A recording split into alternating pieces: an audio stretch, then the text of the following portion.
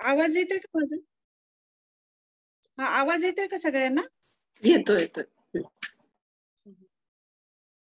आजच्या कार्यक्रमामध्ये सर्व मैत्रिणींचे स्वागत. आज आपला भगवद्गीतेचा 3रा अध्याय आहे कर्मयोग. अतिशय महत्वाचा अध्याय आणि आज त्यासाठी आपल्याला वक्त्या लाभलेले आहेत प्राध्यापक सौ नीलिमा पेंढारकर. तर मी त्यांची थोडक्यात ओळख करून देण्याचा प्रयत्न करते की आज आपलं किती भाग्य आहे की आज आपल्याला त्यांच्याकडून ऐकण्यास मिळत आहे. तर थोडक्यात मी त्यांच्याविषयी एक सांगण्याचा प्रयत्न करते, कारण त्यांच्याविषयी सांगण्यासाठी खूप काही आहे, पण एक 4 शब्दात व्यक्त करण्याचा प्रयत्न करते की नीलिमा पेंढारकर ह्या सूक्ष्म जीवशास्त्र या विषयात उच्च विद्या विभूषित आहेत आणि त्या प्रतिदेश आपल्या विद्या प्रतिष्ठान महाविद्यालयात गेले 25 वर्ष ज्ञान प्रदान करण्याचं कार्य करत आहेत. त्याच्यामध्ये त्या अध्यापन असेल किंवा संशोधन आहे, विस्ताराचे सगळ्याच म्हणजे संस्था कशा पद्धतीने अजून विस्तारित करता येईल या सर्व पद्धतीचे कार्य त्या विद्या प्रतिष्ठान या कॉलेजमध्ये करत आहेत. विभाग त्याचबरोबर विभाग प्रमुख व सहयोगी प्राध्यापिका या पदावर पण त्या कार्य करत असतात. आणि सगळ्यात महत्वाचं म्हणजे एक प्राध्यापिका म्हणून या पदावर कार्य करीत असताना विद्यार्थी प्रिय व आणि अतिशय संवेदनशील प्राध्यापिका असा त्यांचा नावलौकिक आहे.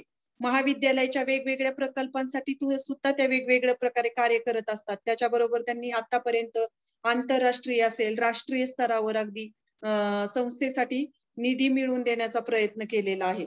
आणि विद्यार्थ्यांमध्ये त्या इतक्या प्रिय आहेत की नेहमी एक म्हणजे मदतीसाठी तत्पर असा त्यांचा एक कुठल्याही विद्यार्थ्याला कुठलीही अडचण येऊ दे तर ते मात्र नीलिमा मॅडम म्हटलं की एकदम हक्काने त्यांना फोन करणार आणि ह्या पण अगदी घरातल्यासारखं अगदी त्या विद्यार्थ्यांना मार्गदर्शन करणार. म्हणजे त्याचबरोबर स्वतःचं पद तर त्यांचं मोठं आहेच, पण त्याचबरोबर त्या पदाबरोबर इतरांना सुद्धा त्यांनी त्या आपुलकीने जिव्हाळ्याने विद्यार्थ्यांशी नातं जोडलेलं आहे.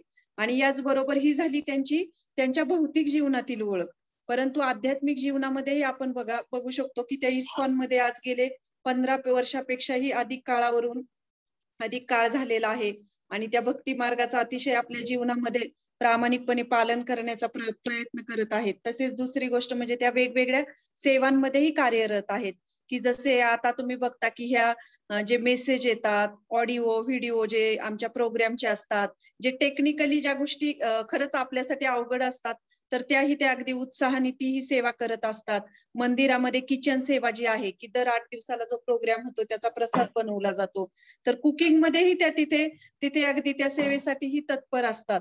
अशा ह्या नीलिमा पेंढारकर मॅडम आज आपल्याला वक्त्या म्हणून लाभलेल्या आहेत आणि त्यांच्या भौतिक जीवनाचा म्हणजे जे भौतिक जीवनामधील जी त्यांची प्रगती आणि त्याचबरोबर आध्यात्मिक जीवनामध्ये जे असणारे त्यांचा जो आध्यात्मिक मार्गामध्ये जो चाललेला त्यांचा जो रस्ता आहे तर त्यांनी त्याचा अतिशय असा समन्वय साधलेला आहे की जसा बुद्धीचा जो स्मार्टपणा आहे तो त्यांच्या भक्तिमय जीवनामध्येही त्यांनी टेक्निकली असेल किंवा त्यांच्या सेवांमध्ये असेल तर कशा पद्धतीने त्याचा योग जुळवून आणलेला आहे. खरा कर्मयोग हा आपल्याला त्यांच्याकडून ऐकायला मिळेलच, परंतु जेव्हा आपल्या भौतिक जीवनातील गोष्ट आपण आध्यात्मिक जीवनाशी कनेक्ट करतो तेव्हा ती भगवंतांप्रती ती सेवा भगवंतांप्रती चरणांपर्यंत जाती. अगदी तसंच हे दुर्मिळ उदाहरण आहे त्यांच्या जीवनामध्ये आपण बघू शकतो. तर आता आपण त्यांच्याकडून कर्मयोग ह्या अध्यायावर जाणून घेण्याचा प्रयत्न करूया. तर मी पेंढारकर मॅडम यांना विनंती करते की तुम्ही तुमच्या क्लास देण्यास सुरुवात करावी. थँक्यू. हरे कृष्ण.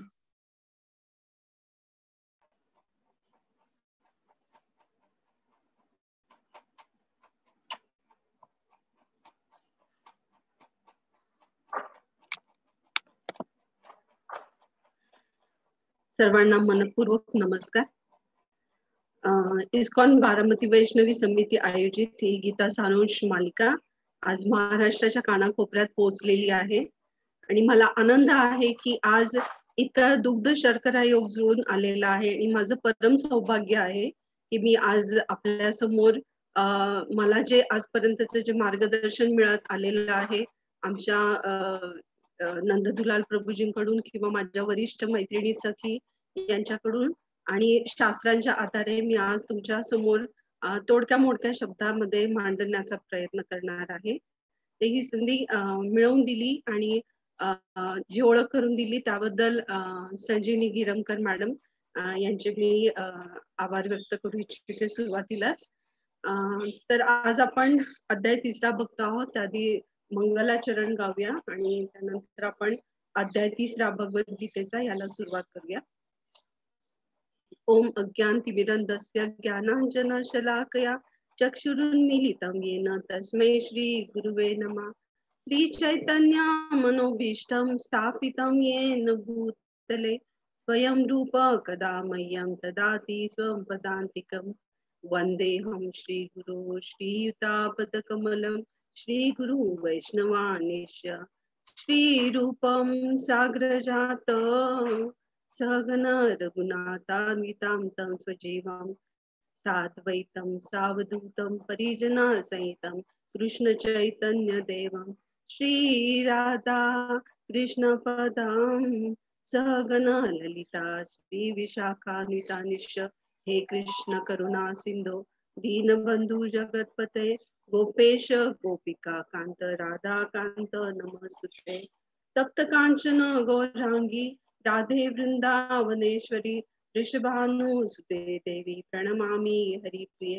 वाञ्छाकल्पतरुभ्यश्च कृपा सिन्धुभ्येव च पतितानां पावनेभ्यो वैष्णवेभ्यो नमो नमः. जय श्री कृष्ण चैतन्य प्रभु नित्यानंद श्री अद्वैत गदाधर श्रीवासदि गौर भक्त वृंद.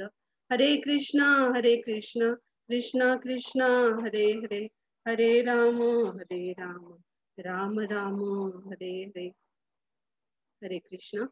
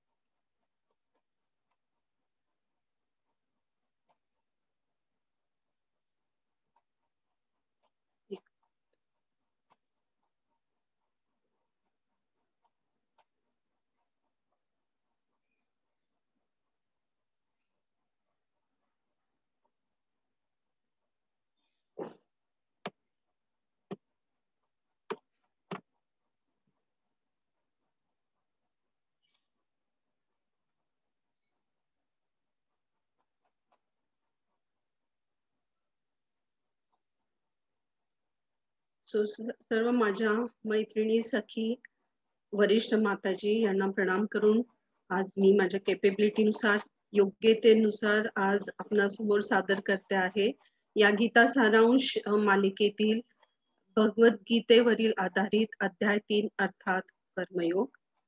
सो आपण ह्या स्लाइड मध्ये पीपीटी प्रेझेंटेशन मध्ये बघता आहात की कुरुक्षेत्राच्या या रणांगणावर आपण बघितलं होतं की दीपाली माताजी डॉक्टर दीपाली शिंदे यांनी आपल्याला अर्जुन विषाद योग याबद्दल माहिती विस्तृत केली होती. त्यानंतर अध्याय 2 याबद्दल म्हणजे सांख्य योग याबद्दल आपल्याला सौ माधुरी सुभेदार यांनी मानसी सुभेदार म्हणजेच माधुरी भक्ती माताजी यांनी आपल्याला मार्गदर्शन केलेलं होतं. आणि आज आपण अध्याय 3 कडे वळतो आहोत, कर्मयोग.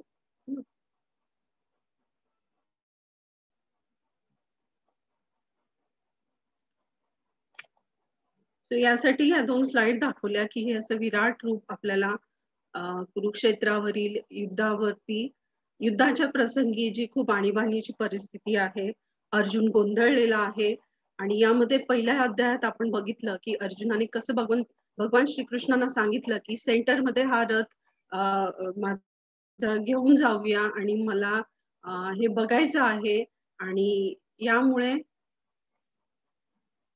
अर्जुन जो संभ्रमित झालेला होता त्यांच्या प्रश्नांना उत्तर देण्याचा प्रयत्न केलेला आहे. यामध्ये अध्याय 2 हा जो आपण सारांश समोर बघतो आहोत, अध्याय 2 मध्ये गीता समराइज असं इन शॉर्ट आपल्याला म्हणता येईल. संकट नियंत्रण. संकट नियंत्रण म्हणजे गुरूंचं शेल्टर, गुरूंचं शरणागती पत्करल्यामुळे अर्जुनाला संकट नियंत्रण हे शक्य होऊ शकलं. तर यामध्ये कुठलेही डिझास्टर असेल तर त्या वेळेला आपण नक्कीच एखाद्या मार्गदर्शकाचा आश्रय घ्यायला पाहिजे. आणि या ठिकाणी अर्जुनाने आपले परम सखा भगवान श्रीकृष्ण यांचा आश्रय घेतला आणि त्यानुसार त्यांच्या आज्ञेनुसार या ठिकाणी शरण घेतली आणि आपली संभ्रमावस्था दूर करण्याचा प्रयत्न केलेला आहे. तर संभ्रम यामध्ये जे अर्जुन पडलेले होते, गोंधळावस्थेत होते आणि शरणागती त्यांनी घेतल्यामुळे आपण बघणार आहोत की हेच अर्जुन की जे इतके द्विधा मनस्थितीमध्ये होते ते युद्ध करण्यासाठी तयार झाले. म्हणजे जी गीता मधला पहिला जी म्हणजे गुरूंचा आश्रय इथं अर्जुनाने घेतला आहे आणि त्यामुळे ते संकट नियंत्रण करू शकतो. गीता मधला दुसरा आय जो आहे, ज्याला आपण आयडेंटिटी असं म्हणतो, म्हणजे स्वतःची वास्तविक ओळख काय आहे, तर ही या ठिकाणी भगवंतांनी अर्जुनाला विश्लेषित केलेली आहे. यामध्ये भगवंत सांगतात की आपण हे भगवंतांचे अंश आहोत आणि आपली ओळख ही स्थूल देह नसून आपण एक आत्मा आहोत. तर हा परिचय भगवंतांनी अर्जुनाला करून दिलेला आहे आयडेंटिटी मध्ये. पुढचा टी जो आहे म्हणजे टू ड्युटीज म्हणजे दोन कर्तव्य भगवंतांनी अर्जुनांना सांगितलेले आहेत. ते म्हणजे आपल्या शरीराप्रती काय धर्म आहे आणि आत्म्याप्रतीचा काय धर्म आहे. याला शरीराप्रतीचे कर्तव्य म्हणजे ज्याला आपण स्वधर्म असं म्हटलेलं आहे भगवंतांनी, आणि आत्म्याप्रतीचे कर्तव्य म्हणजे याला आपण स्वरूप धर्म असं भगवंतांनी सांगितलं आहे. हे समजून घेऊया. तर या दोन ड्युटी ज्या आहेत, टू ड्युटीज, गीता मधला GIT म्हणजे टू ड्युटीज आणि A म्हणजे आत्माराम. तर ह्या स्वधर्म आणि स्वरूप धर्म यांचं जे योग्य रीतीने आपण बॅलन्स केला, त्याचं जर पालन केलं तर आपण सदैव प्रसन्न चित्त होऊ. त्यालाच आत्माराम असं म्हणतात. ह्या व्यक्ती आत्मसाक्षात्कारी असतात. आत्माराम म्हणजेच आत्मसाक्षात्कारी ह्या व्यक्ती होऊ शकतात. तर हे विश्लेषण आपल्याला अध्याय 2 मध्ये सापडतं. आणि यामध्ये सर्वोत्तम रस काय आहे आणि विफलतेचे 8 मुद्दे हे सुद्धा विश्लेषित केले होते. त्यानंतर अध्याय 2 मध्ये कसं होतं ना, जसं आमच्या विद्यापीठाच्या परीक्षा आता कोविडच्या काळामध्ये झाल्या आणि आम्हाला खूप सडनली सर्क्युलर आलं की ही तुमची टर्म छोटी आहे. आम्हाला वाटलं या ऑक्टोबर नोव्हेंबर पर्यंत ही टर्म चालेल, पण ती प्रीपोन करण्यात आली टर्म आणि आम्हाला खूप पटपट सिलेबस संपवावा लागला. आणि त्यामुळे आम्ही पण बघितलं की मुलं किती कन्फ्युज्ड होते, म्हणजे त्यांना काहीच कॉन्सेप्ट क्लॅरिटी त्यांच्या अभ्यासामध्ये नव्हती. आणि तसंच जेव्हा भगवंतांनी दुसऱ्या अध्यायामध्ये सगळं भगवद्गीतेचं जिस्ट सांगण्याचा प्रयत्न हा दुसऱ्या अध्यायात केला, मग तो सांख्ययोग असेल, मग तो कर्मयोग असेल, ह्या सगळ्या ज्या गोष्टी आहेत ते भगवंतांनी अर्जुनाला देण्याचा प्रयत्न केला आहे. आणि अर्जुन परत या ठिकाणी आपल्याला दिसेल की हे त्यामुळे ते गोंधळलेले आहेत. म्हणजे टू मच त्यांच्या कॅपॅसिटी पेक्षा जास्त दिलं गेल्यामुळे हे अर्जुनांना काही त्याचं पचन होऊ शकलं नाही आणि त्यामुळे ते गोंधळले. बेसिकली कुठल्या प्रश्नामुळे गोंधळले तर बुद्धियोग आणि कर्मयोग म्हणजे ज्ञानयोग आणि कर्मयोग यामध्ये अर्जुन गोंधळले. जसं आपण पण गोंधळतो ना, आपण सगळेच, की आपल्याला असं वाटतं ज्ञानयोग म्हणजे अभ्यास करणे, स्टडी करणे, कर्मयोग म्हणजे काम करणे. तर या ठिकाणी अर्जुनाला पण हेच वाटलं होतं की ज्ञानयोग म्हणजे विरक्ती आणि कर्मयोग म्हणजे कर्म करणे. तर या ठिकाणी आपल्याला भगवंतांनी युद्ध करायला सांगितलेलं आहे. आपल्याला भगवंत सक्रिय करता आहेत युद्ध करण्यासाठी. पण या ठिकाणी ते म्हणतात की भगवंत तुम्ही तर ज्ञानयोग पण सांगता आहात, म्हणजे विरक्ती पण घ्यायला सांगता आहात.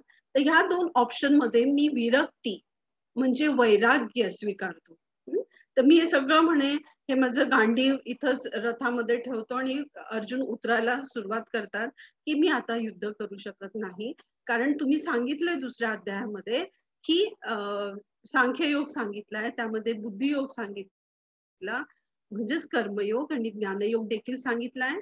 तर या दोन मार्गामध्ये मी ज्ञानयोगाचा अवलंब करतो म्हणजे मला मुक्ती मिळेल. कारण म्हणे एवढं युद्ध करायचं, एवढ्या माझ्या नातलगांना सख्या सोयऱ्यांना मारायचं आणि याचं मी पाप स्वीकारायचं, तर हे काही योग्य नाहीये. तर हे कर्मयोग, हे कर्म करण्यापेक्षा मी विरक्ती स्वीकारतो किंवा वैराग्य स्वीकारतो.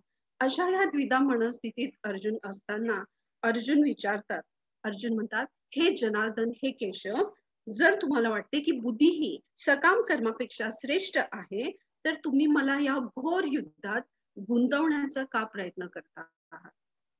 म्हणजे या गोंधळलेल्या परिस्थितीत असलेल्या अर्जुनाने हा प्रश्न विचारला भगवंतांना की मी विरक्ती स्वीकारतो, मी ज्ञानयोग स्वीकारतो आणि मी ही कर्म करणार नाही. खरं तर कर्मयोग हा खूप क्लिष्ट आहे सर्व योगांपैकी. कारण का बऱ्याच वेळा बऱ्याच शास्त्रांमध्ये आढळतं की म्हणतात की जीव हा कर्म करतो. कधी कधी असं म्हटलं गेलंय की जीव कर्म करत नाही, माया कर्म करते. काही ठिकाणी असं म्हटलं गेलंय की माया कर्म करत ती करून घेते. कधी कधी भगवंत म्हणतात की मी कर्म करतो, मी करत नाही, मी करून घेतो किंवा मला करण्याची गरज नाही. त्यामुळे भगवद्गीतेमध्ये तुम्हाला हे मायन्यूट जे भेद आहेत हे पुढे कळणारच आहे. कारण फक्त या अध्यायातच कर्मयोगाबद्दल सांगितलेलं असं नाहीये. तर दुसरा अध्याय आहे, 7वा अध्याय आहे, बाकीच्या अध्यायांमध्ये देखील आपल्याला कर्मयोगाची प्रचिती येऊ शकते. तर इतका हा क्लिष्ट कर्मयोग भगवंतांनी अत्यंत सोप्या पद्धतीने जो अर्जुनाला देण्याचा प्रयत्न केलेला आहे, तर तो आपण बघूया.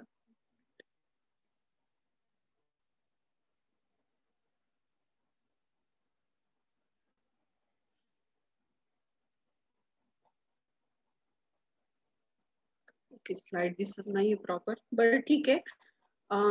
ऍक्च्युली या तिसऱ्या अध्यायाचे 4 विभाग आहेत. या ठिकाणी ज्याला आपण म्हणतो वैराग्य, 1 ते 9 श्लोक हे वैराग्यावर आधारित आहे. ती स्लाइड नीट दिसली नाही आपल्याला. पण योगशिडी जो आहे दुसरा भाग 4 विभागांमधील, यामध्ये श्लोक नंबर 10 ते 16 यांचा अंतर्भाव आहे. त्यानंतर उदाहरणात्मक जीवनशैली हा जो तिसरा विभाग आहे, ज्याच्यामध्ये सार जो आहे तो श्लोक नंबर 17 पासून 35 पर्यंत, आणि चौथा जो भाग आहे तो आध्यात्मिक जीवनातील आव्हाने काय आहेत ते आपल्याला दिसेल श्लोक क्रमांक 36 ते 43. असा हा 43 श्लोकांवर आधारित हा कर्मयोग तिसरा अध्याय आहे. याबद्दल आपण जाणून घेऊया. शॉर्टकट मध्ये लक्षात ठेवायचं म्हणजे हा शब्द ट्री, ट्री म्हणजे त्याग, म्हणजेच वैराग्य. रंग्स म्हणजे योगशिडी, लॅडर ज्याला आपण म्हणतो. एक्झॅम्पलरी म्हणजेच उदाहरणात्मक जीवनशैली, आणि एनिमी ऑफ द सोल म्हणजे या आध्यात्मिक जीवनातील आव्हाने काय आहेत. तर यासाठी हे 4 विभाग जे आपण आता सांगितले. तर यामध्ये सर्वात प्रथम आपण भगवंतांनी काय सांगितलेलं आहे ते बघूया. श्लोक क्रमांक 3.5.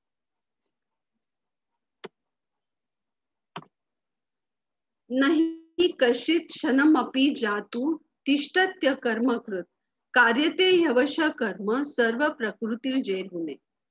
अर्थात प्राकृतिक गुणांपासून प्राप्त केलेल्या गुणांनुसार मनुष्याला असहाय्यपणे कर्म करण्यास भाग पाडले जाते. म्हणून कोणालाही एक क्षणभर सुद्धा काही कर्म करण्यापासून परावृत्त होता येत नाही. मग इथं प्राकृतिक गुण हा शब्द वापरलाय. म्हणजे काय, आपण 3 गुणांमध्ये आपले कर्म विभागित केलेले असतात. एक म्हणजे सत्व, रज आणि तमोगुण. या 3 प्राकृतिक गुणांनुसार मनुष्याला असहाय्यपणे मायादेवी आपल्याला हे कर्म करण्यास भाग पाडते. कारण आपण भौतिक जगामध्ये आहोत, भौतिक जगाचं आवरण आपल्या भोवती आहे. त्यामुळे कर्म करणे आपल्याला आवश्यक आहे असं भगवंत 3.5 या श्लोकामध्ये सांगता आहेत. म्हणून कोणालाही एक क्षणभर सुद्धा काही कर्म करण्यापासून परावृत्त होता येत नाही. तर असा अर्जुन जो शिकत आहे, असे वेगवेगळे प्रश्न आणि उत्तर आपल्याला या ठिकाणी भगवद्गीतेमध्ये सापडतात. खर तर भगवद्गीता ही दिव्य अशा प्रश्न उत्तरांची जी शृंखला आहे, ती खर तर भगवंतांनी आपल्यासारख्या कलियुगामध्ये जे आपण पतित जीव आहोत त्यांच्या उद्धारासाठी हे प्रयोजन केलेलं होतं भगवंतांनी. की अशा रीतीने त्यामध्ये त्यांनी अर्जुन या सखाची निवड केली, जे प्रश्न विचारतात आणि भगवंत हे उत्तर देतात की कलियुगातील जीवांना 5000 वर्षांनंतर देखील ही भगवद्गीता एक जगण्याचं मॅन्युअल ठरू शकते, एक शास्त्र ठरू शकेल, आणि त्यांना रोजच्या जीवनामध्ये जे जे काही प्रॉब्लेम असतील त्या प्रश्नांची उत्तरं या भगवद्गीतेमध्ये मिळतील. तर या ठिकाणी एक क्षणभर सुद्धा आपण कर्म करण्यापासून परावृत्त होऊ शकत नाही. सगळ्यात महत्वाचं म्हणजे आत्म्याचा स्वभाव हा क्रियाशील आहे. ओके. असं म्हणतात की एखादी व्यक्ती रजोगुणी असेल तर लेक्चरमध्ये बसली असेल तर पाय तरी हलवेल, कारण ती रजोगुणामध्ये असते, हो ना? तर म्हणजे आपण निश्चल जरी बसलेलो असतो तरी आपल्याकडून कर्म होतं. आपण आता ऑक्सिजन घेतो आहोत, पाणी आपण पितो, म्हणजे काही कर्म नाही करत आपल्याला असं जरी वाटलं, आपण नुसतं जरी बसलो तरी त्या कर्माची फळं आपल्याला भोगावे लागतात याही जन्मी आणि याही पुढे. तर त्यामुळे आपल्याला कर्म केल्याशिवाय पर्याय नाही. ओके. तर अशा रीतीने आपण अर्जुनाची खूप आभारी असायला हवं की इतकी सुंदर प्रश्नांची शृंखला त्यांनी भगवंतांसमोर मांडली आणि ज्याची उत्तरं आपल्याला मिळू शकली. तर यामध्ये गोरांग प्रभूजींच्या लेक्चरमध्ये मी ऐकलं की भगवंतांनी हे साधन संसाधन आपल्याला दिलेले आहेत. पुन्हा इथं वृक्ष दिसत आहेत की किती सुंदर अशी फळं असतील, ऑक्सिजन असतील, शेल्टर असेल, ज्याच्यापासून आपल्याला लाकूड मिळतं, आपण घर बांधू शकतो, वेगवेगळे साधनं बनवू शकतो, फळं खाऊ शकतो आणि आपली पुष्टी होऊ शकते शरीराची. आणि ह्याच वृक्षांवर आपण घाव देखील घालतो, पण ते कधीही म्हणत नाही की आम्ही आता तुमच्यासाठी काम करणार नाही. तरी देखील ते त्यांचं विहित कर्म नियतपणे पार पाडत असतात. तर म्हणून वैराग्य हा जो विभाग सुरू होतो 3.1 श्लोक पासून 3.9 अशा श्लोकांपर्यंत. यामध्ये वैराग्याची विभागणी ही 4 विभागात केलेली आहे. म्हणजे पहिल्या विभाग मध्ये अजून परत 4 विभाग आहेत. वैराग्याचे प्रकार या ठिकाणी आपल्याला सांगितलेले आहेत. ते म्हणजे उत्तम वैराग्य काय, मिथ्या वैराग्य काय, वास्तविक एवं कल्पित वैराग्य काय, मनोआंशिक वैराग्य आणि वैराग्याचा परम मार्ग या ठिकाणी दाखवण्याचा भगवंत प्रयत्न करत आहेत अर्जुनाला. तर बऱ्याच वेळा उत्तम वैराग्य, यामध्ये आधी आपण वैराग्याची व्याख्या, वैराग्य म्हणजे काय, तर या ठिकाणी आपल्याला दिसतंय की जंगलात जाणं किंवा हिमालयात जाऊन काय ध्यान धारणा करणं, योग किंवा प्राणायाम करणं म्हणजे वैराग्य नाहीये ना. तर आपण आपल्या दैनंदिन जीवनामध्ये देखील की या मोठ्या शहरांमध्ये आपण राहतो, आपल्याला ड्युटीज कराव्या लागतात, प्रोफेशनल ड्युटीज असतील, मुलांना शाळेत सोडायचं असेल, बाहेर जायचं असेल, शॉपिंग करायची असेल, या ना त्या कारणाने आपल्याला बाहेर पडावं लागतं. आपल्याला आपली आपली कामं करावी लागतात. तर ही कुठलीही कामं आपल्याला सोडायची नाहीये. आपल्याला कुठल्या जंगलात जाऊन बसायचं नाहीये किंवा हिमालयामध्ये जाऊन बसायचं नाहीये, असं भगवंत स्वतः अर्जुनाला सांगतात. ऍक्च्युली असं म्हणतात बरेच जण की भगवद्गीता घेतली म्हणजे आपल्यामध्ये वैराग्य येईल, आपण सगळं सोडून, हे घरदार सोडून बाहेर निघून जाऊ. उलट अर्जुन भगवद्गीता सांगण्याच्या आधी द्विधा मनस्थितीत होता आणि भगवंतांनी योग्य रीतीने भगवद्गीता सांगितल्यामुळे अर्जुनाने गांडी उचलला आणि युद्धाला त्याचं पाचारण झालं. या ठिकाणी आपण बघू शकतो की भगवंत आपल्याला अशा गोष्टी सांगत नाहीये, हा सगळा अपप्रचार आहे. तर त्यामुळे आपण वैराग्य याच्याबद्दल कन्फ्यूज होऊ नये. निष्क्रियता म्हणजे वैराग्य नाही आणि आपला स्वरूप धर्म म्हणजे स्वरूप धर्माचं पालन करणं म्हणजे देखील निष्क्रियता नाहीये. आपल्याला कर्म तर करावे लागणार, त्यासाठी आपल्याला खूप एफर्ट्स घेण्याची गरज नाहीये. आपण ज्या परिस्थितीत आहोत, प्राप्त परिस्थितीत आहोत, योग्य रीतीने आपण समजून घेऊया की कशा प्रकारे आपण कर्म केली म्हणजे आपल्याला या कर्मफळांची रिॲक्शन येणार नाही. तर काही जण अपरिपक्व मानसिकतेतून आकर्षित होतात आणि अयोग्य निर्णय घेतात. तर या ठिकाणी अर्जुन देखील अपरिपक्व मानसिकतेमध्ये होता आणि तो म्हटला की मी आता इथं माझे धनुष्य ठेवून मी आता जंगलात निघून जातो. तर भगवंत या ठिकाणी म्हणता, अरे तुझा स्वधर्म, तू क्षत्रिय आहेस आणि तू जर जंगलात गेला तर त्या ठिकाणी तू काही ध्यानधारणा करणार नाही, तू काही भिक्षुकी मागणार नाहीये, तर त्या ठिकाणी तू मारणार आहेस तुझ्या धनुष्याने, एखादी शिकार करणार आहेस, कारण तो तुझा क्षत्रिय धर्म आहे. तर या धर्माचं तुला पालन करायचं आहे. तर त्यामुळे हे अयोग्य आहे की या ठिकाणी तू तुझ्या स्वधर्माचं पालन न करता, क्षत्रिय धर्माचं पालन न करता तू जंगलात जर गेलास तर ते योग्य आहे आणि त्या कर्मफळाची रिॲक्शन ही तुला मिळेल. सो बरेच जण आज देखील आपण कलियुगामध्ये आपल्या आजूबाजूला बघतो की अयोग्य रीतीने निर्णय घेऊन म्हणजे आपल्या पत्नीशी ताणतणाव झाला, भांडण झालं की त्यांना वाटतं की आपण भगवंतांची शरण येऊ, मग आपण मंदिरात जाऊ. आपल्या मुलांनी अपत्यांनी आपल्याला त्रास दिला की मग आपल्याला वाटतं की आपण आता विरक्ती घेऊया, आपण अशा रीतीने मंदिरात जाऊया. तर अशा निगेटिव्ह अप्रोच मध्ये न जाता आपण आजही ज्या परिस्थितीमध्ये आहोत त्यामध्ये परिपक्व मानसिकता डेव्हलप करून आपण कर्म करणं गरजेचं आहे. आणि ही परिपक्वता, मॅच्युरिटी काय आहे, तर हे आपल्याला पूर्णत्वाकडे नेण्यासाठी भगवंत अर्जुनाच्या माध्यमातून सांगत आहे. तर वैराग्याची परिभाषा करताना वैराग्याचे प्रकार सांगितले आपण. त्यामध्ये उत्तम वैराग्य आपण बघितलं. या उत्तम वैराग्य म्हणजे काय याची व्याख्या सांगता येईल की संशय वृत्तीपासून विरक्ती आणि भोग प्रवृत्तीपासून विरक्ती. आता या दोन प्रवृत्ती झाल्यात की संग्रह वृत्ती आणि भोग प्रवृत्ती. ते संचय वृत्ती म्हणजे काय की साठवण्याची वृत्ती. म्हणजे माझ्याकडे आज 2 लाख रुपये अजून 4 लाख कसे होतील, त्याचे 40 lakhs कसे होतील, किंवा माझ्याकडे एकच गाडी आहे, I-20 आहे, तर अजून त्याची दुसरी गाडी कशी येईल, इनोवा गाडी कशी येईल, किंवा 2 गाड्या असतील तर अजून 4 गाड्या कशा येतील. तर उपदेशामृत मध्ये रूप गोस्वामी सांगतात की वेगवेगळे वेग असतात. वाणीचे वेग असतात, मनाचे वेग असतात, वाचो वेगम, जीवा वेगम, उदरोपस्थ वेगम, अत्याहार, प्रयाशच, प्रजल्पो नियमाग्रह, अत्याहार करणं, प्रजल्प करणं, वेळ वाया घालणं. तर अशा रीतीने कामकांक्षिणी किंवा प्रसिद्धीसाठी आपण स्वतःला आत्मकेंद्रित ठेवून आपण ह्या गोष्टींचा भोग घेतो. तर ह्या गोष्टींपासून विरक्ती म्हणजे आपण याला भोगवृत्ती असं म्हणतो. आणि या दोन्ही प्रवृत्तींपासून विरक्ती याला आपण वैराग्य असं म्हणतो. कर्म न करते, कर्म न करता म्हणजे काय, असेल माझा हरी तर देईल मला खाटल्यावरी, असं आपण बऱ्याच वेळा ऐकलेलं आहे की खरोखर भगवंतांना माझी काळजी असेल तर ते मला आपोआप आणून देतील.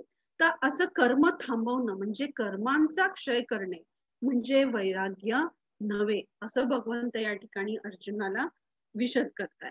तर आपण ज्या परिस्थितीत आहोत त्या ठिकाणी राहून आपण गृहस्थी जरी असाल तरी सुद्धा आपण भक्ती करू शकतो किंवा आपल्यामध्ये वैराग्य आहे असं आपण म्हणू शकतो. आपल्याला काही चेंज करण्याची गरज नाहीये. आध्यात्मिक मार्गावर जर प्रगती करायची असेल तर घर किंवा कपडे, भगवे कपडे घालायला पाहिजे असं नाही, जंगलात जाऊन राहायला पाहिजे असं नाही. तर यामध्ये काही परिवर्तन करण्याची गरज नसून मानसिकतेत परिवर्तन करण्याची गरज आहे. तर या ठिकाणी एखादी साधू व्यक्ती असेल तितक्याच इक्विव्हॅलंट एखादी गृहस्थ स्त्री देखील तितकीच वैराग्याच्या पातळीवरती असू शकते. तर यामध्ये एक उत्तम उदाहरण येतं. रामानुजाचार्यांची सुंदरशी कथा आहे, जे श्री संप्रदायाचे आचार्य होऊन गेले साऊथ इंडियामध्ये. तर त्यांचे खूप सारे शिष्य होते. त्यांच्या आश्रमामध्ये वेगवेगळे संन्यासी आणि शिष्य होते आणि त्या ठिकाणी त्यांच्यामध्ये पण झगडा होता एकमेकांमध्ये. तर यामध्ये परीक्षा घेण्यासाठी रामानुजाचार्य काय करतात, एका शिष्याला सांगतात की हे जे सर्व जेव्हा नदीकाठी स्नानाला जातील तर त्यांचे जे कपडे आहेत ते थोडेसे बाजूला करून घ्यायचे न कळत. तर त्यानंतर त्यांच्या वर्तनामध्ये काय तुम्हाला आढळलं तर ते मला येऊन सांगा असं ते शिष्यानं सांगतात रामानुजाचार्य. मग दुसऱ्या दिवशी हे सगळे संन्यासी असतील किंवा त्यांचे शिष्य असतील ते सगळे स्नानाला जातात आणि त्या ठिकाणी हा जो शिष्य आहे आपल्या गुरूंनी सांगितल्यानुसार आज्ञेचं पालन करून हे जे कपडे आहेत ते थोडे इतस्ततः पसरून टाकतात, अस्ताव्यस्त करतात आणि काही कपडे लपवून ठेवतात आणि झाडामागे लपून बघतात की यांचं स्नान झाल्यानंतर ते कसे वागणार आहेत, कारण श्री रामानुजाचार्यांची ती आज्ञा होती. तर त्यामुळे ते लपून बसतात आणि त्यानंतर जेव्हा त्या ठिकाणी ते रामानुजाचार्यांना येऊन सांगतात तेव्हा रामानुजाचार्य नक्कीच विस्मित होतील असंच आहे, कारण ते एकमेकांशी भांडण करतात. म्हणजे ज्यांनी जगामधून संन्यास घेतलेला आहे, या सर्व भौतिक गोष्टींपासून विरक्ती घेतलेली आहे, ते क्षुल्लक अशा कपड्यांवरून एकमेकांशी भांडण करत होते. मग त्याच शिष्याला श्री रामानुजाचार्य परत एका गृहस्थाच्या घरी पाठवतात. त्यांचं नाव होतं धनुर्दास. आणि हे धनुर्दास म्हणजे समजा इथे एक्झाम्पल मध्ये स्लाइड मध्ये आपल्याला दिसतंय की कशी गृहस्थ फॅमिली आहे, त्याच पद्धतीने धनुर्दास देखील होते. आणि धनुर्दास बाहेर गेलेले होते आणि त्यांची जी पत्नी आहे ती निद्रेमध्ये होती. तर जेव्हा हे ब्रह्मचारी शिष्य त्यांच्या घरी जातात रात्रीच्या वेळी चोरी करायला, तर त्यावेळेला त्यांना घरामध्ये काही दिसत नाही, पण धनुर्दास यांच्या पत्नीच्या हातामध्ये सोन्याच्या बांगड्या दिसतात. तर एक जी बांगडी, जो हात वर होता, तो ब्रह्मचारी शिष्य जे आहे त्यांनी ती बांगडी काढून घेतली. मग त्या झोपेत असतात आणि त्यांना वाटतं की त्यांच्या पत्नीला, मी जर जागी झाले तर हे निघून जातील. तर पण त्यांना दुसऱ्या हातातली पण बांगडी देऊ करायची होती. तर त्यामुळे ते थोडीशी करवट बदलतात, कूस बदलतात. आणि कारण की यांना ती बांगडी परत काढता येईल माझ्या हातातली. पण त्या शिष्याना असं वाटतं की अरे ह्या निद्रेमध्ये होत्या आणि आता त्या उठून जातील, तर त्यामुळे आपण इथून निघून जावं. आणि म्हणून तो घाईघाईने तो शिष्य बाहेर निघून जातो. आणि या ठिकाणी बाहेर गेल्यानंतर मग थोड्या वेळाने धनुर्दास हे घरी येतात. तर त्यांची पत्नी म्हणते की अहो, आश्रमामध्ये आपल्या खूप काही आर्थिक अडचणी चालू आहेत का? कारण हे शिष्य म्हणे येऊन गेले आणि माझ्या हातातली एकच बांगडी त्यांनी नेली आणि मला मी कूच बदलली की त्यांना ही दुसरी बांगडी काढता येईल, तर ते निघून गेलेत म्हणे, बरं का. आणि मग जेव्हा दुसऱ्या दिवशी सकाळी हे धनुर्दास गृहस्थ रामानुजाचार्यांच्या आश्रमात जातात आणि दुसरी बांगडी देऊ करतात. आणि ते म्हणतात रामानुजाचार्यांना की असे शिष्य येऊन गेले, जर काही आर्थिक अडचण असती तर मला सांगितलं असतं. आणि ते पत्नीला रागवतात की तू का दुसरी बांगडी ही पटकन देऊ केली. तर अशा रीतीने यांच्या या गृहस्थांच्या अशा वागण्याने रामानुजाचार्य देखील संतुष्ट होतात. म्हणजे या ठिकाणी आपण बघतो की आपल्याला वैराग्य म्हणजे घराचा किंवा नातेवाईकांचा परित्याग करायचा नसून आपली चेतना, कृष्ण भावना आणि मानसिकता आणि दृष्टिकोन हा महत्वाचा आहे आणि त्यामध्ये बदल आणणं गरजेचं आहे. तर या ठिकाणी वास्तविक वैराग्य आपण बघितलं आणि कल्पित वैराग्य किंवा मनोवांछित वैराग्य किंवा फसवं जे वैराग्य आहे, तर यामध्ये आपण बघतो बऱ्याच वेळेला की काही काही ठिकाणी आपल्याला साधू वगैरे दिसतात, दाढी वाढवलेली, भव्य वस्त्र धारण केलेले. त्यांनी इंद्रियांना वश केलेलं असतं, पण त्यांनी मनाला वश केलेलं नसतं. तर इंद्रिय विषयांना त्यांनी कंट्रोल जरी केलेलं असलं तरी त्यांचे मनोंद्रिय जे आहे तर ते जागृत असतं आणि त्यामुळे ते बाहेर फक्त नाटकी स्वरूपात आपल्याला दाखवत असतात की ते वैरागी आहेत. पण त्यांची ती भोगवृत्ती गेलेली नसते, भोगण्याची प्रवृत्ती गेलेली नसते. आणि हे झालं मिथ्या वैराग्य. म्हणजे आपण आतून एक आणि बाहेरून वेगळंच दाखवतो, याला म्हणायचं मिथ्या वैराग्य. म्हणजे वरकरणी ते साधू असल्यासारखे बिहेव करतील, वागतील, वर्तन त्यांचं असेल, पण आंतरिक दृष्ट्या ते मनाच्या लेवलवरती या सगळ्या इंद्रिय भोगांच्या वासना ज्या आहेत त्यांच्या मनामध्ये असतात आणि त्यांचा उत्पात हा समाजामध्ये होऊ शकतो. तर त्यामुळे हे मिथ्या वैराग्य जे आहे तर हे समाजात असू नये आणि याला आपण फसू नये असं आपण भगवंत सांगतात.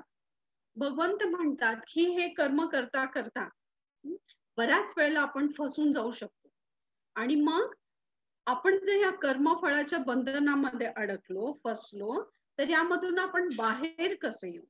तर हा शेवटचा श्लोक आहे वैराग्यावर आधारित सेक्शन मधला. तर यामध्ये 3.9 या श्लोक मध्ये भगवंत म्हणतात यज्ञार्थात कर्मणोन्यत्र लोकोयम कर्म बंधना तदर्थम कर्म कौंतेय मुक्त संगम समाचर.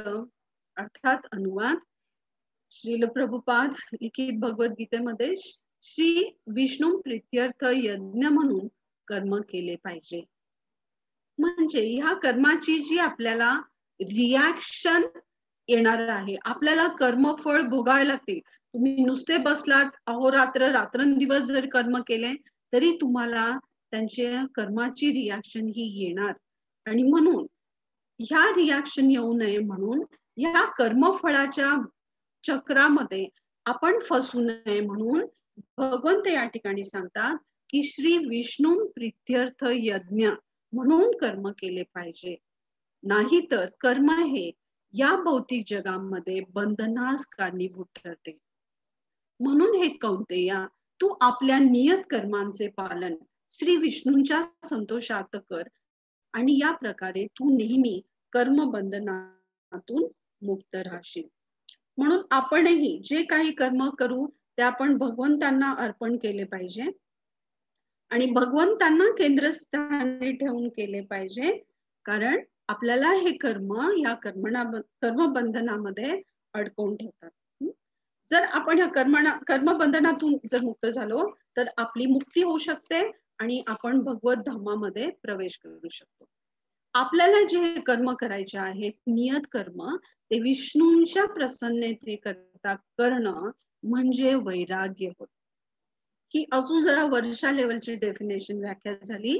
आणि परिणामांची अपेक्षा न करता कर्म करणे हे कधी योग्य. म्हणजे कर्मण्यवाद दुसऱ्या अध्यायामध्ये भगवंत सांगतात, कर्मण्यवाधिकार असते माफलेषु कदाचन. म्हणजे जे काही कर्म करशील त्या फळाची तू अपेक्षा करू नको, त्यांच्या परिणामाची अपेक्षा न करता कर्म करणे म्हणजे वैराग्य.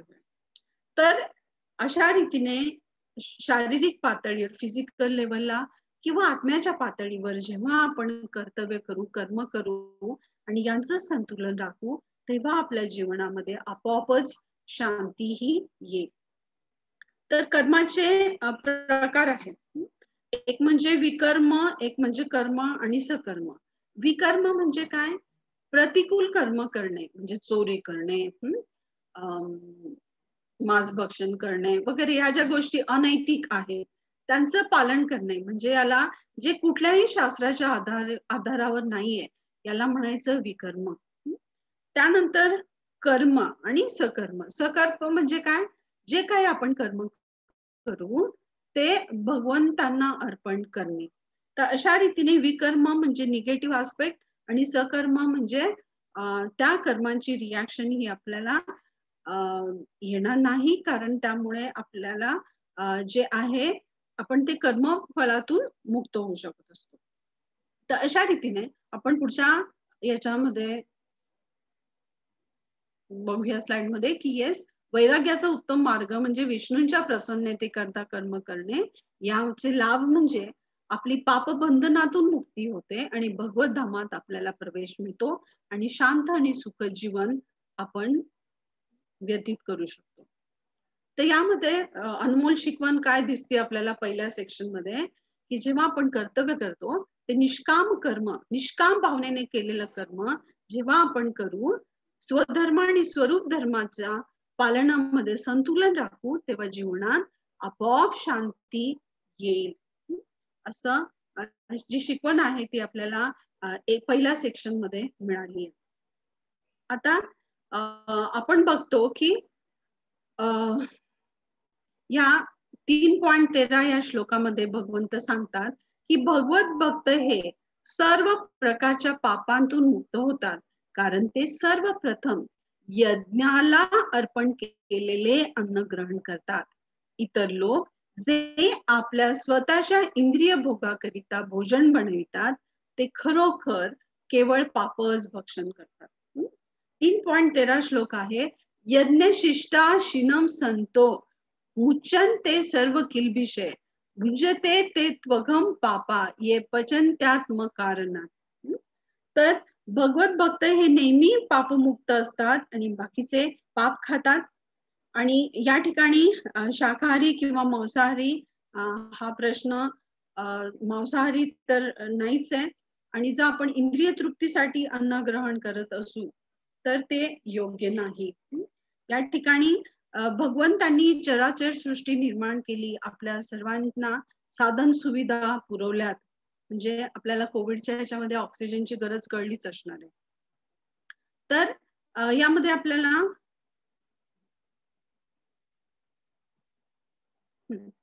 ही योगा लॅडर दिसते आहे की पाप कर्मी व्यक्ती खालच्या स्तरावरती आहेत या योग शिडीच्या. आपण कर्मयोगापर्यंत जाऊ शकतो, कर्मीपासून कर्मकांड, कर्मकांडापेक्षा श्रेष्ठ आहे सकाम कर्मयोग आणि सकाम कर्मयोगापेक्षा श्रेष्ठ आहे निष्काम कर्मयोग. तर आपल्याला आपलं उत्थान करायचं आहे, आपली प्रगती करायची आहे. आपण कर्मी असू की शास्त्रांच्या आधारावर आपलं नैतिकता नसणार आहे, तर त्याच्यावर उठून आपण कर्मकांडी, त्यानंतर सकाम कर्मी आणि निष्काम कर्मयोग या अत्युच्च पातळीवर जाऊन पोहोचू शकतो. तर या स्लाइड काही नीट होत नाहीये. तरी जी योग शिडी आहे त्याचे भाग आपण 4 विभागात केलेत. परत ही स्लाइड दिसत नाही. 3.10 ते 3.16 श्लोक आहेत. यामध्ये खालच्या स्तरावर पाप पुण्यामध्ये अडकलेले कर्मीजन, त्यानंतर त्यांच्या वरच्या स्तरावर आहेत. आताच आपण स्लाइड बघितली, छोटासा व्हिडिओ बघितला. यामध्ये कर्मकांडी वरच्या स्तरावर येतात, त्यानंतर कर्मयोगी हे त्याच्या वरच्या स्तरावर येतात.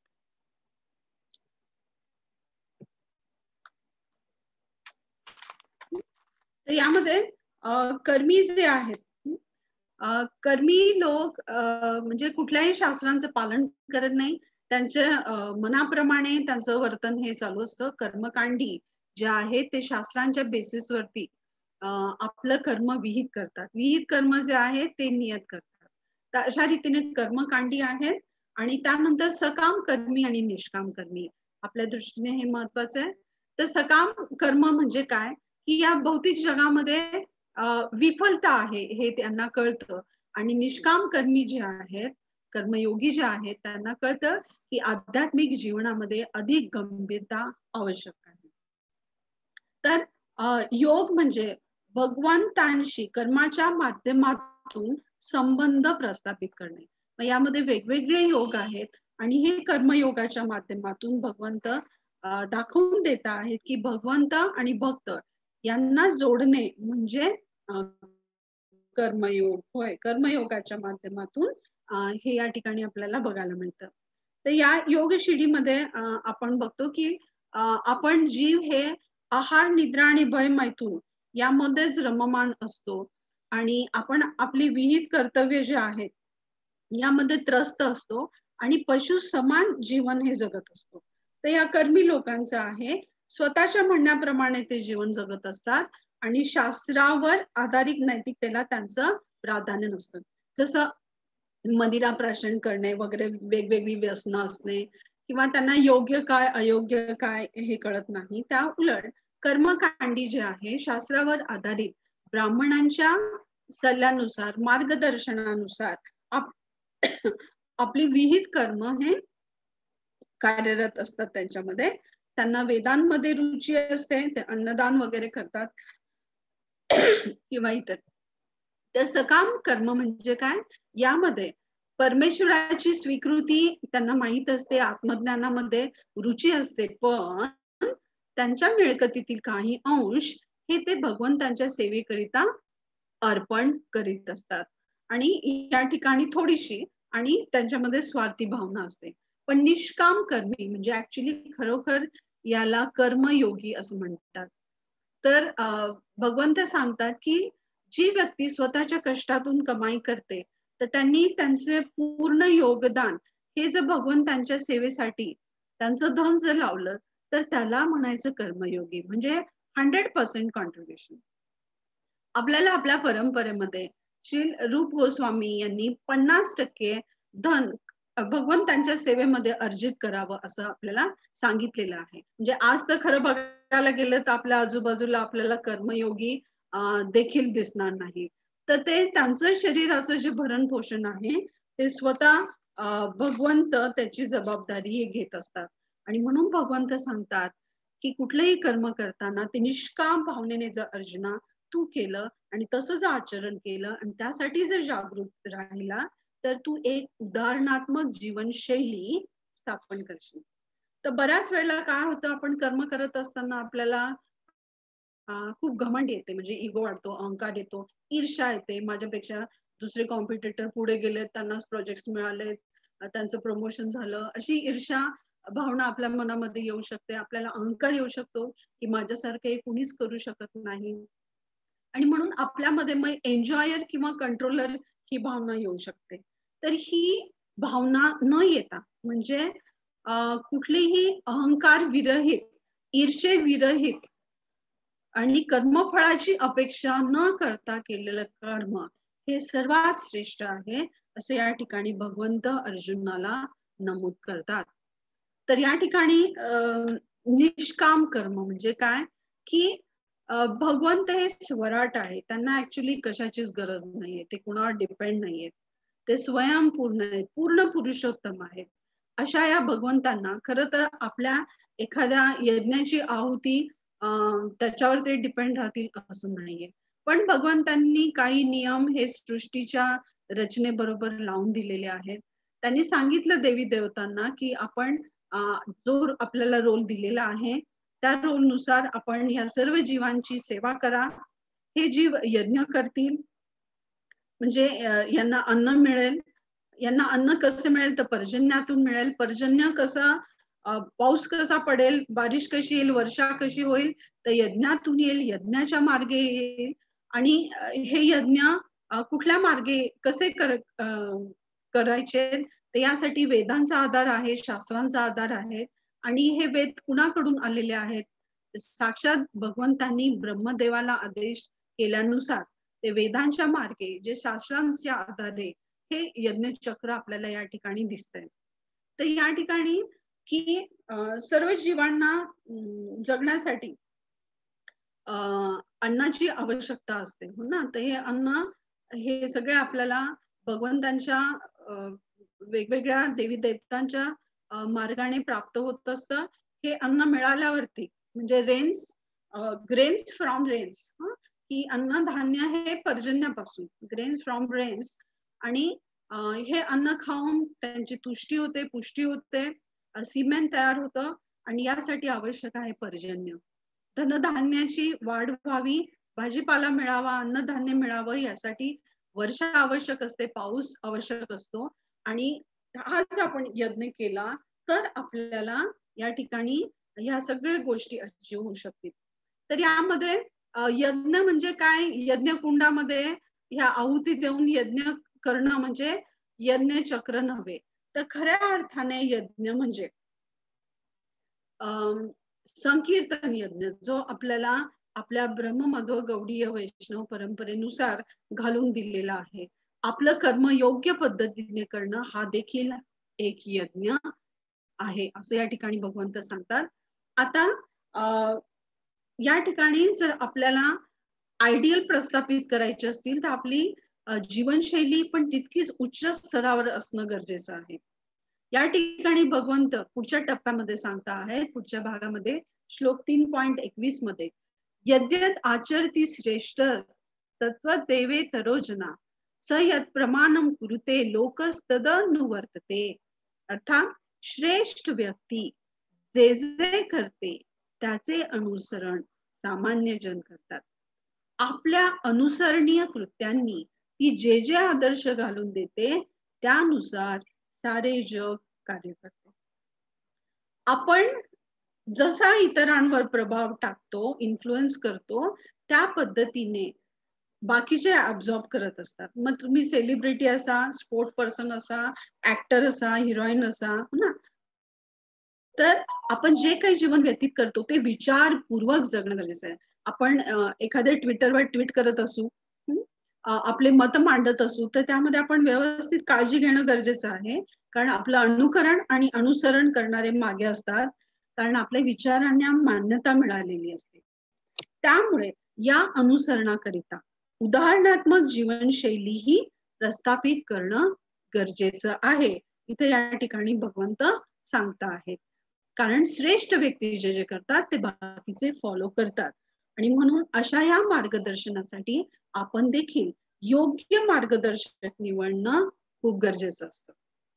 तर या ठिकाणी आपल्याला दिसतायत की भगवंतांनी या ठिकाणी उदाहरणं दिलेली आहेत की अनुसरणाकरिता उदाहरणात्मक जीवनशैली प्रस्थापित करा. तर यामध्ये अर्जुनाचं उदाहरण या ठिकाणी दिलेलं आहे की अर्जुनाने भगवंतांसाठी निष्काम कर्म भावनेने या ठिकाणी युद्ध केलेलं आपल्याला आढळून येईल. आणि स्वतः भगवंतांना कर्म करण्याची गरज नाहीये, पण एक उदाहरणात्मक जीवनशैली प्रस्थापित करण्यासाठी भगवंत आपल्यासाठी कर्म विहित करतात. अजून एक उदाहरण या ठिकाणी आपल्याला मिळतं जनकांचं. जनक राजा, ज्यांना विदेह राजा असं देखील म्हणतात. विदेह म्हणजे ते देहाच्या पातळीवर नव्हते, आत्म्याच्या पातळीवरती होते. तर त्यांनी देखील आत्म्याच्या पातळीवर लेवलवरती राहून एक उदाहरणात्मक जीवनशैली आपल्याला दाखवून दिली. त्यानंतर भरत महाराजांचं उदाहरण. श्रीराम, लक्ष्मण, सीता हे जेव्हा वनवासात जातात, तर उरलेले 14 वर्ष भरत महाराज हे कंदमुळं फळं खाऊन खाली चटईवरती त्यांची निद्रा असायची. तर अशा रीतीने एखाद्या साधूप्रमाणे आयुष्य ते व्यतीत करतात आणि हे आपल्याला अनुसरणाकरिता उदाहरणात्मक जीवनशैली ह्या आढळतील. तर असे योग्य मार्गदर्शन मिळण्यासाठी आम्ही सर्वांनी देखील आमचे मार्गदर्शक म्हणून श्रील प्रभुपाद यांची निवड केली. इथं श्रील प्रभुपाद म्हणतात की राजनीती असो किंवा आध्यात्मिकता, जीवनाच्या प्रत्येक वळणावर आपण एक नेता सावधानतेपूर्वक निवडणं गरजेचं आहे. तर श्रील प्रभुपाद हे वयाच्या 70व्या वर्षी आपल्या गुरूंच्या आज्ञा पालनाकरिता त्यांचे गुरु महाराज श्री भक्ती सिद्धांत सरस्वती ठाकूर यांच्या आज्ञा पालनाकरिता पाश्चात्य देशांमध्ये या भगवत भक्तीचा प्रचार करण्यासाठी त्यांनी ज्या आज्ञा कित्येक वर्ष आपल्या हृदयात जतन करून ठेवल्या आणि इतके कष्ट सहन करून त्यांनी जगभर 108 मंदिरांची स्थापना केली आणि इस्कॉन या संस्थेची, जी आंतरराष्ट्रीय कृष्ण भावना मृत संघ ही संस्था आहे, तिची स्थापना केलेली आपल्याला दिसेल. तर त्यांनी समर्पित भावनेने हे पालन केलं म्हणून आज त्यांना इतकं यश या त्यांच्या सेवेमध्ये मिळवू शकलेलं आहे. आणि आज या इस्कॉन संस्थेमध्ये अनेक लोक कृष्ण भावनेशी जोडले गेलेले आहेत आणि ते केवळ आणि केवळ श्रील प्रभुपाद यांच्या समर्पित कृष्ण भावनेमुळे शक्य होऊ शकले. तर असं आपण बघू शकतो की कुणी आपल्याला निर्देश दिले म्हणून आपण मार्गदर्शक नाही होऊ शकत. म्हणजे बोलणं खूप सोपं असतं, पण जेव्हा आपल्या कृतीतून किंवा आचरणातून काही जे व्हॅल्यूज आपण समाजासमोर ठेवत असू, तर बाकीचे आपले आचरण याचं अनुसरण करतात. असं म्हणतात ना की बोले तैसा चाले त्याची वंदावी पाऊले ना. म्हणून श्रील प्रभुपाद हे स्वतः सर्वांबरोबर उठून जप करायचे, गीता भागवताचे अध्ययन करायचे, सर्व नियमांचं पालन करायचे आणि त्यांनी आपल्या कृतीमधून दाखवून दिलं, इतरांवरती इन्फ्लुएन्स केलं आणि म्हणून आज ही संस्था इतकी प्रथितश यशापर्यंत पोहोचलेली आहे.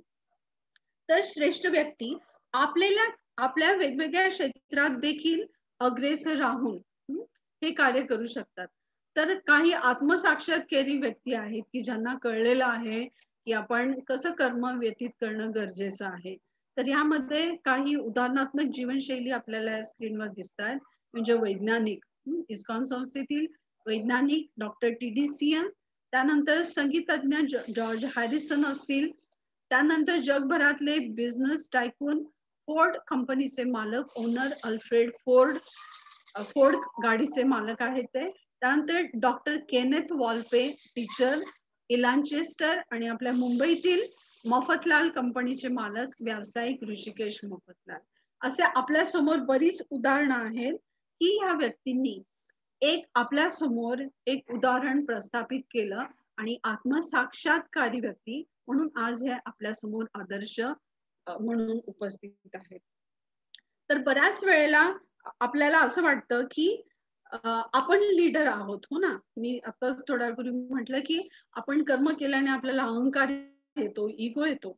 त्याच पद्धतीने आपल्याला ही पण भावना येते की मी कंट्रोलर आहे, मी एन्जॉयर आहे. खरं तर भगवद्गीता ही 3 कॉन्सेप्ट वर आहे. एक म्हणजे जीव, जगत आणि जगदीश. जगदीश म्हणजे काय? जगत आणि ईश म्हणजे या जगाचे ईश्वर भगवंत जगदीश, हो ना. तर जगदीश हे नॅचरल लीडर आहेत. ना, आपल्या सर्वांचे हे पालक आहेत. तर हे नॅचरल लीडर यांचे जे गुण आहेत अंशात्मक रूपाने ते आपल्यामध्ये देखील आहेत आणि म्हणून आपण कमी अधिक प्रमाणामध्ये देखील आदर्श प्रस्थापित करू शकतो आणि आपले जे कमी अधिक फॉलोअर्स असतात, अनुयायी असतात, त्यांच्यावरती आपण प्रभाव टाकू शकतो. जसं आपल्या घरामध्ये वडिलांचं वर्चस्व असतं, आपण वडिलांना ऑब्झर्व करतो, ते कसे वागतात, ते कसे करतात, मग आपण पण तेच फॉलो करतो. किंवा एखाद्या फॅमिलीमध्ये आईचं उदाहरण असतं, आईला फॉलो केलं जातं, म्हणजे आईचं ऐकलं जातं. तर अशा रीतीने आपण बाहेर देखील कुटुंबाव्यतिरिक्त देखील बाकीच्यांना आपण इन्फ्लुएन्स करू शकतो, प्रेरित करू शकतो आणि चुकीने आपण चुकीचे उदाहरण बनू नये ही आपण काळजी घेणं गरजेचं आहे. तर हे 3 टप्पे जे आहेत उदाहरणात्मक जीवनशैलीपर्यंत आपण संपवलेले आहेत. भगवंतांनी इतकं छान हाय लेवलचं म्हणजे कर्मयोग काय आहे, तो कसा करावा, कुठल्या कुठल्या प्रकारचा असतो, कुठल्या भावना त्याच्यामध्ये असू शकतात, कुठले गुण त्याच्यामध्ये असू शकतात, कुठल्या योग्य पद्धतीने कर्म करणं गरजेचं आहे. तर विष्णू प्रित्यर्थ केलेलं कर्म हे सर्वात श्रेष्ठ आहे की जे निष्काम कर्म आहे. तर हे कंक्लुजन होतं त्या विभागाचं. त्यानंतर आपण बघूया शेवटचा टप्पा या अध्यायातील आध्यात्मिक जीवनातील आव्हाने. तर हे कर्म करीत असता काही आपल्याला अडथळे येऊ शकतात, काही अडचणी येऊ शकतात आणि त्या अडचणी काय आहेत ते आता आपण पुढच्या विभागामध्ये बघणार आहोत. तर यामध्ये भगवंत म्हणतात, श्री भगवान वाच 37व्या श्लोकामध्ये, काम येश क्रोध येश रजोगुण समुद्भवा महाशनो महापापात्मा विद्धेन मिह वैरिणम. इथं भगवंत म्हणतात काम येश क्रोध येश, काम की हे अर्जुना रजोगुणाच्या संपर्कातून उत्पन्न झालेला हा काम आहे आणि नंतर तो क्रोधामध्ये परिवर्तित होतो. तोच या जगताचा सर्वभक्षक महापापी शत्रू आहे. तर इथं भगवंतांनी काम याच्यावरती जास्त स्ट्रेस केलंय, कारण क्रोध हा लहान भाऊ आहे कामाचा. त्यामुळे इथं क्रोधाबद्दल जास्त विश्लेषण केलेलं नाहीये. तर सगळ्यात द्वेषी जो आहे तर तो आहे काम किंवा कामवासना. तर काय आहे हे प्रेम आणि कामवासना? तर आपल्या ह्या भक्ती मार्गामध्ये कर्मयोग करत असताना कोण अडथळा आपल्यामध्ये आणत असेल तर कामवासना. आणि या ठिकाणी काय म्हटलंय यांनी, महापापमा म्हणजे काय, महापापी आहे कामवासना, सर्वभक्षक आहे, म्हणजे आपलं भक्षण करणारी ही कामवासना असते असं भगवंतांनी या ठिकाणी सांगितलेलं आहे. तर ईश्वरावर जीवाने प्रेम करणं हा आत्म्याचा स्वभाव आहे. प्रेम करणं हे आपल्याला ओढून ताडून आणण्याची गरज नाही, हे नॅचरल आणि स्वाभाविक आहे. जेव्हा तेच प्रेम स्वतः प्रति निर्धारित होते, स्वकेंद्रित होते, ते प्रेम कामवासनेमध्ये रूपांतरित होते. आणि आपल्याला माहितीच आहे की कामवासना कधी संतुष्ट होत नाही, आपल्या इच्छा कधी संपत नाही, आपल्या वासना कधीही संपत नाही. आणि जर आपण प्रेम केले भगवंतांवर तर आपल्याला पूर्णत्व प्राप्त होते. नाहीतर या रजोगुणाच्या प्रभावामुळे प्रेमाचे रूपांतर हे कामवासनेमध्ये होते. अनियंत्रित कामना म्हणजे कामवासना होय, आणि ज्या कधीही पूर्ण होत नाही आणि त्यामुळे आपण भौतिक बंधनाच्या कर्म बंधनामध्ये अडकतो. तर प्रेम म्हणजे काय, स्वाभाविक देणे, कुणाला मदत करणे, देणे, कुणाला काय अर्पण करणे, भगवंतांना अर्पण करणे म्हणजे प्रेम. आणि कामवासना म्हणजे काय, साधी व्याख्या म्हणजे घेणे, नेहमी घेण्याची वृत्ती, मला द्या, मला द्या, हे मला द्या, ते मला द्या. ओके, ही झाली कामवासना. आणि भगवंत या ठिकाणी सांगतायत की काम आणि क्रोध हे 2 महापापी असे शत्रू आहेत आणि ते कुठे असतात आणि त्यांचं नियंत्रण कसं केलं जाऊ शकतं ते आपण बघूया.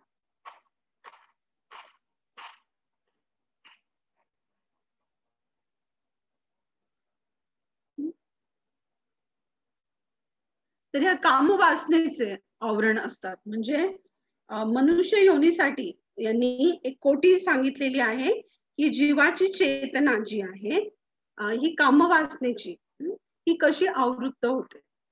कामवासनेचं आवरण कसं तयार होतं, जसं धुराने आवृत्त अग्नी.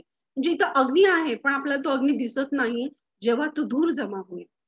त्याच पद्धतीने आपलं जे हृदय आहे, मन जे आहे, हे कामवासनेने आवृत्त होतं आणि याचा परिणाम अधिकतम होतो. जरी आंशिक स्वरूपात म्हणजे थोड्या प्रमाणात जरी असला धूर, तरी याचा परिणाम मॅनिफेस्टेशन जे आहे ते अधिक स्वरूपात अधिकतम होतं.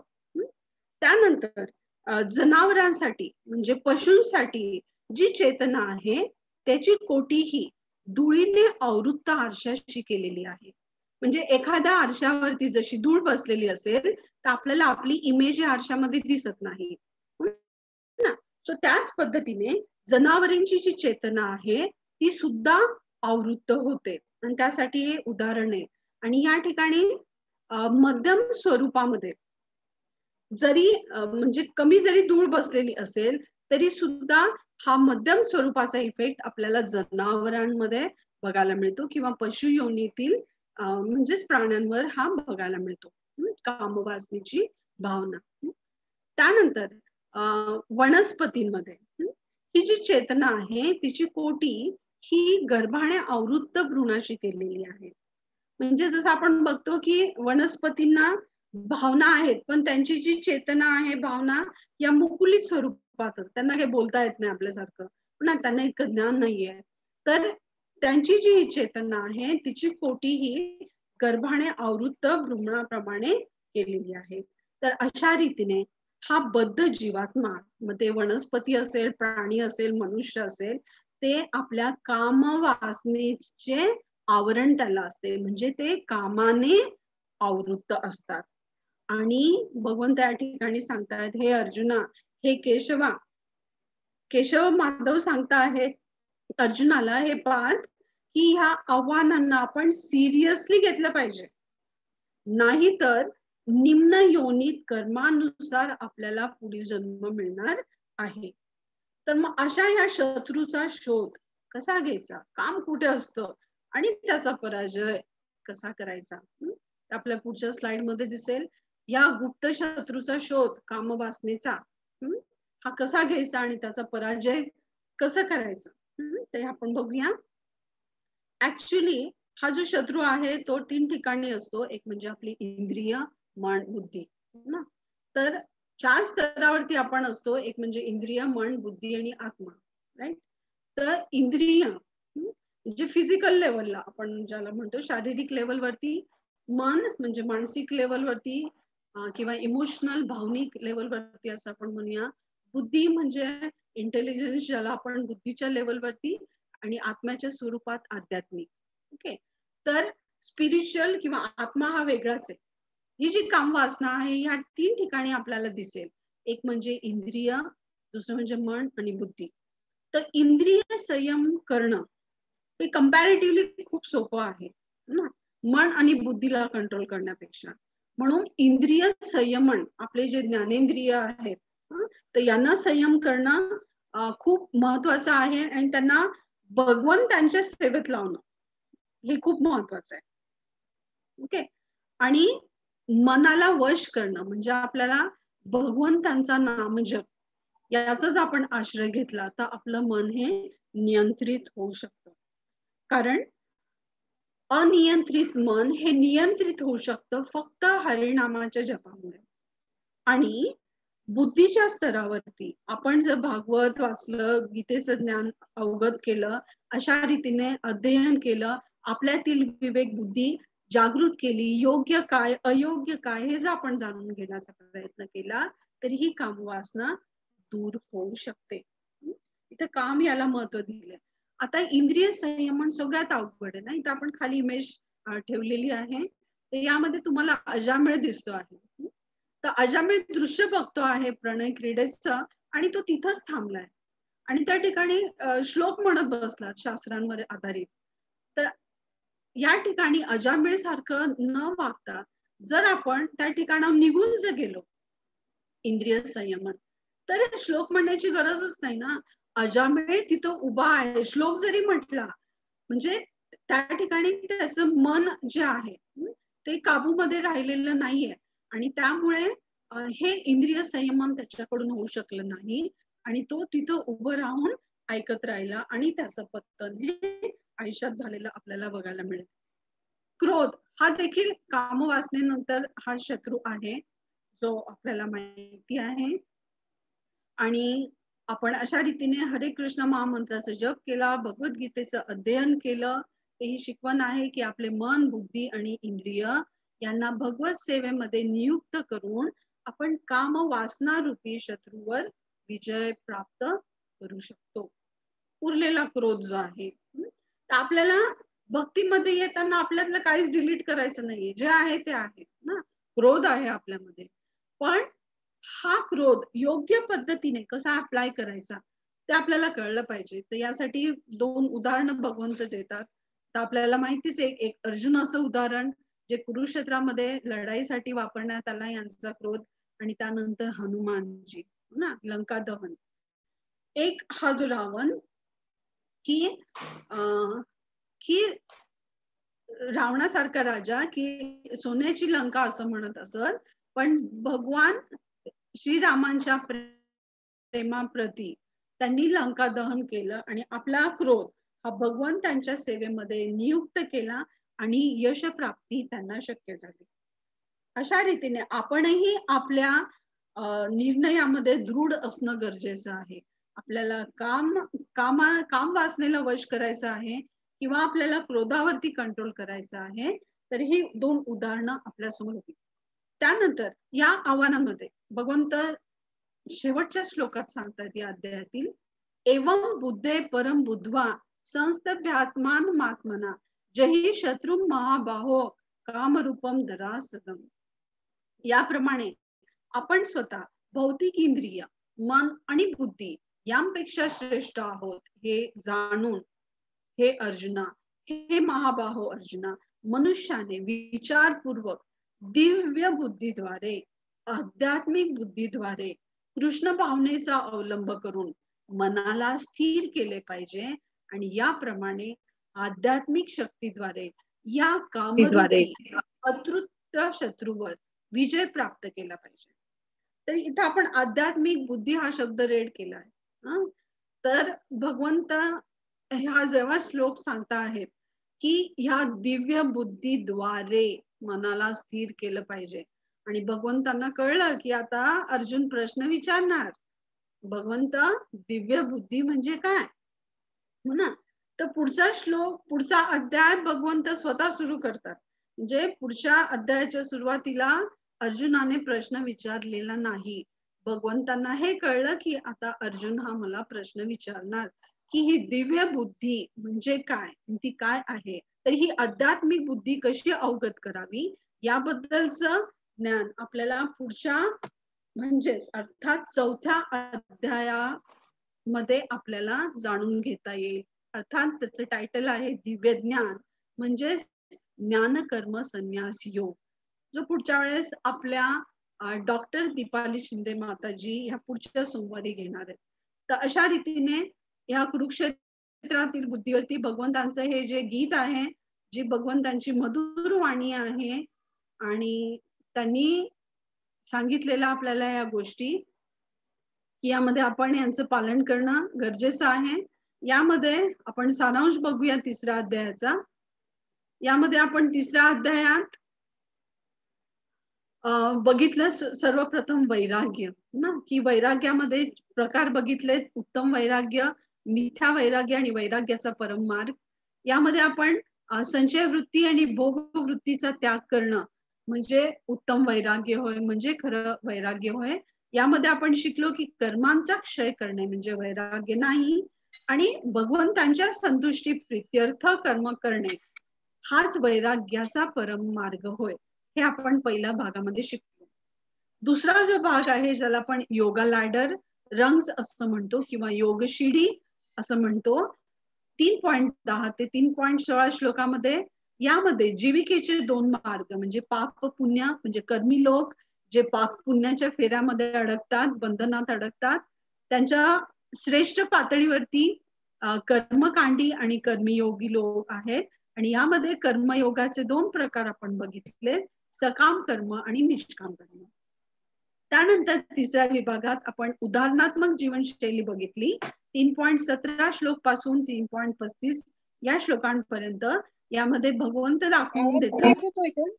यांच्या आधारे आपण अनुसरणात्मक उदाहरण शैलीनुसार त्या आयडियल्स नुसार अनुसरण करणं गरजेचं आहे.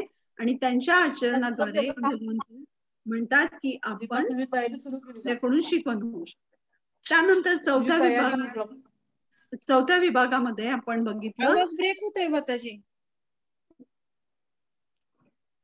म्हणजे मला तरी आवाज नाही, माझं कंटिन्यू नेट आहे. येतोय माताजी. चौथ्या विभागामध्ये आध्यात्मिक जीवनातील आव्हाने या ठिकाणी सांगण्यात आलं की आपण कसं प्रेम आणि कामवासना यामध्ये काय फरक आहे आणि आपण प्रेमाचा स्वीकार करणं गरजेचं आहे. या कामवासनेचे आवरण आपण कोटी स्वरूपात बघितले. कामवासनेप्रमाणेच क्रोध जो आहे त्याच्याशी मैत्रीचा प्रस्ताव आपण जर दिला, त्याची जवळीक केली आणि त्यांना भगवत सेवेमध्ये जर अर्पित केलं तर याच्यावरती आपण विजय मिळवू शकतो. असा या गुप्त शत्रूचा शोध घेऊन आपण जर पराजय त्याचा केला तर आपल्याला भगवत धामाची प्राप्ती होऊ शकते. यामध्ये इंद्रिय, मन आणि बुद्धी यावरती आपला संयम गरजेचा आहे. तो कसा येईल तर यामध्ये आपण बघितलं की इंद्रियांना वेगवेगळ्या प्रकारे नवविधा मार्गाने सेवेमध्ये लावायचं. मन जे आहे भगवंतांच्या नामजपामध्ये एंगेज करायचं आणि बुद्धी ही आपल्याला आत्मज्ञानाप्रत घेऊन जाते. आणि हे दिव्य ज्ञान आपल्याला 4थ्या अध्यायामध्ये शिकायला मिळेल. तर अशा रीतीने हा 3रा अध्याय आपण बघितला की आपल्याला भक्ती मार्गामध्ये पुढे जाण्यासाठी, भगवत प्रेम प्राप्तीसाठी आपण जीवनामध्ये वेगवेगळ्या पातळीवरती म्हणजे वेगवेगळ्या सेवेमध्ये जर आपण थोडं जरी पाऊल उचललं, छोटं जरी पाऊल उचललं तरी सुद्धा आपल्याला हे शक्य आहे. असं म्हणतात की Rome was not built in a day. त्याच पद्धतीने भक्ती देखील आपण हळूहळू आपल्या वरिष्ठांच्या मार्गदर्शनानुसार, आपल्या शास्त्रांच्या आधारे आपण शिकण्याचा प्रयत्न करू आणि हे शास्त्र शाश्वत आहे. तर अशा रीतीने आज आपण हा 3रा अध्याय भगवद्गीतेचा यावरती प्रकाश टाकला. जर कुणाला काही प्रश्न असतील तर विचारू शकता. हरी बोल.